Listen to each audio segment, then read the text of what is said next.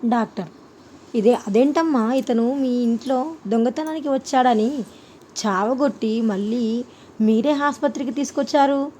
పార్వతి: అయ్యో, అతడు దొంగ కాదండి, మా అల్లుడు.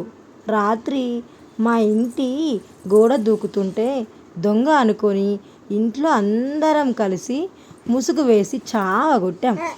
డాక్టర్: ఇంటి అల్లుడు అయ్యుండి గోడ దూకి వెళ్ళడం ఏంటయ్యా? అల్లుడు: ఆషాఢమాసం కదా సార్, అత్తింటికి రానివ్వరని. సావిత్రి: ఆషాఢంలో కొత్త కోడళ్ళు పుట్టింటికి వెళ్తారు, మరి ఇల్లరికం వచ్చిన అల్లుడు ఎక్కడికి వెళ్తారో.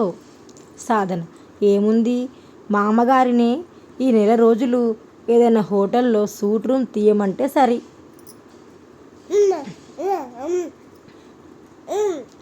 హలో, నేనంటే నీకు అసలు లెక్క లేకుండా పోతుంది. గంట నుంచి కాలింగ్ బెల్, డోర్ కొడుతున్నా తలుపు తీయడం లేదు. ఏం చేస్తున్నావు లోపల? కాంతం: మీరు తాగొచ్చారు కదూ. ఆనందం: నీకెలా తెలిసింది? కిటికీలోంచి చూస్తున్నావా? కాంతం: నిన్ననే నన్ను మా పుట్టింట్లో దింపి వెళ్ళారు. తాళం మీ జేబులోనే ఉంటుంది, చూసుకోండి ఒకసారి.